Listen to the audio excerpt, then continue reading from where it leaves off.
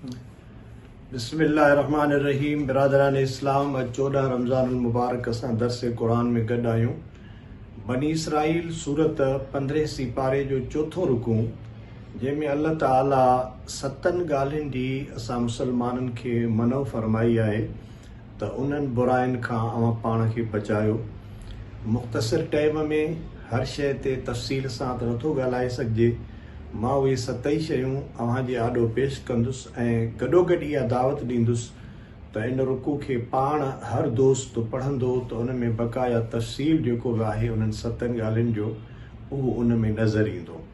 सभ खां पहिरियां अल्लाह ताला फरमायो, वला तक़्तुलू औलादकुम ख़शियत इमलाक,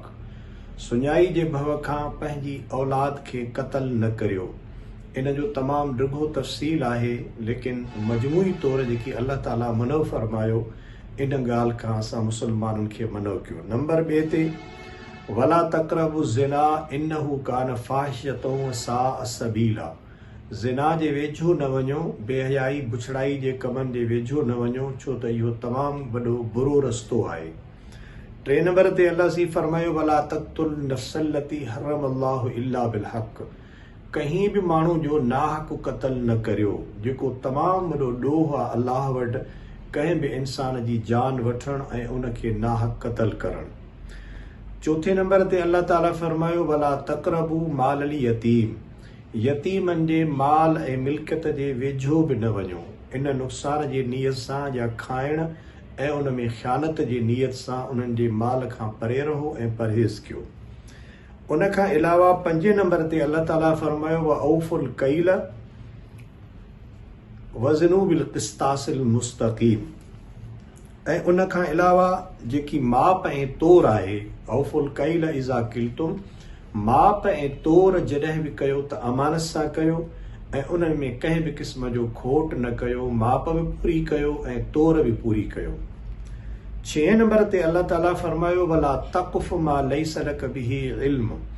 उन ॻाल्हि खे ज़ुबान मां न कढो, उन ॻाल्हि जे वेझो न वञो, उन जी प्रोपगंडा न कयो, उन ॻाल्हि जे पुठियां न पओ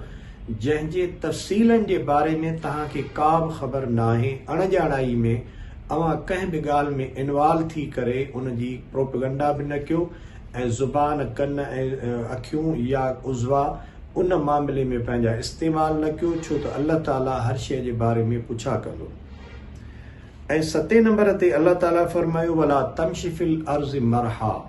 इन्नक लन तख़रिकल अर्ज़ वलन तबलुगल जिबाल तूला, अल्लाह जी फरमायो त ज़मीन ते आकिड़जी न घुमो, छो त तव्हांजो आकिड़जण ऐं वॾाई करणु न तव्हां जबलनि खे पहुची सघंदो ऐं न तव्हां उन ज़मीन खे पंहिंजे आकड़ जे ज़रिए चीरे सघंदव। दोस्तो, अल्लाह जो क़ुरान सरासर सोन आहे ऐं हर रुकू में, हर आयत में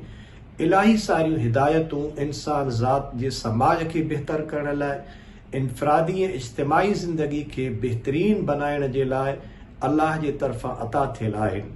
अफ़सोस इन ॻाल्हि जो आहे त असां मुसलमान क़ुरान पाक मां चंद ॻाल्हियूं जेके रस्मी हवाले सां असां पंहिंजे मज़हब में उनखे अपनाईंदा आहियूं, हालांकि जीअं अल्लाह ताला फरमायो, वलक़द सर्रफ़ना फ़ी हाज़ल क़ुरान मिन कुल्ल मसल, हीउ क़ुरान पाक में तफ़सील आहे ऐं फेराए फेराए अल्लाह ताला उन्हनि मामलनि खे अमर बिल मारूफ़ नही अनिल मुनकर, छा करिणो आहे छा नाहे करिणो, अख़लाक़ी निज़ाम, सियासी, समाजी, मज़हबी, मुआशरती, घरू, ज़ाती, फैमिली, उन खां अलावा शहरी निज़ाम, समाजी निज़ाम, तमामु उसूल अल्लाह ताला क़ुरान पाक में ॾिना आहिनि। ऐं मां इहा ई गुज़ारिश कंदुसि दोस्तनि खे त जेकी बि शयूं मां अव्हांजी ख़िदमत में सिर्फ़ु हिंट पेश कंदुसि, वधीक हर दोस्त पढ़ियल कढ़ियल आहे। बनी इसराइल जी 4 नंबर जेको रुकू आहे इन सिपारे 15 में, उन में हिननि 7 ॻाल्हियुनि जो तफ़सील अल्लाह ताला ॿुधायो आहे। अल्लाह ताला